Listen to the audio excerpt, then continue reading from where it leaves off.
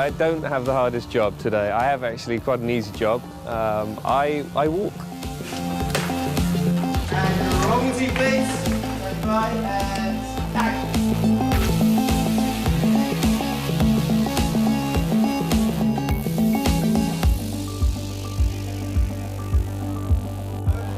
And camera. This is something very unusual for me, and I'll never get used to acting and doing things on TV.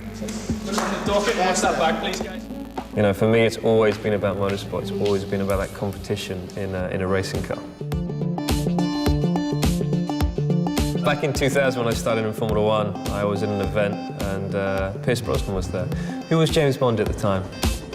One of my friends shouted out, "My mate's the real JB," which was slightly embarrassing, but it sort of stuck with me over the last 13 years.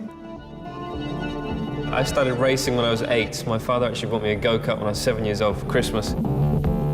My first win was my first race, and after that, I was hooked.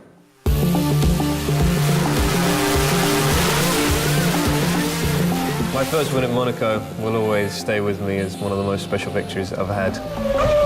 Every single lap of that race, the circuit felt like it was getting more and more narrow.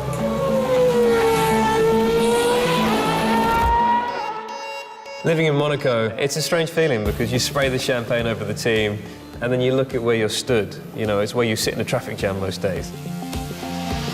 Monaco's perfect for my training. You know, I can swim in the sea for as long as I want, cycle up in the hills, and I run around the port, so, you know, we can keep fit and do it while the sun's shining.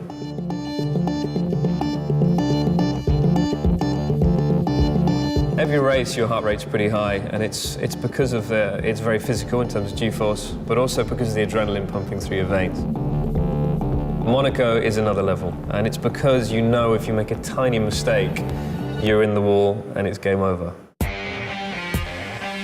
We all know Monaco is the most glamorous circuit on the calendar. There's a lot of excitement, there's a lot of parties. For us, it's a very different emotion. You know, we're wanting to get around the streets as fast as we can. And to win a race that has so much history really does mean a lot to a racing driver.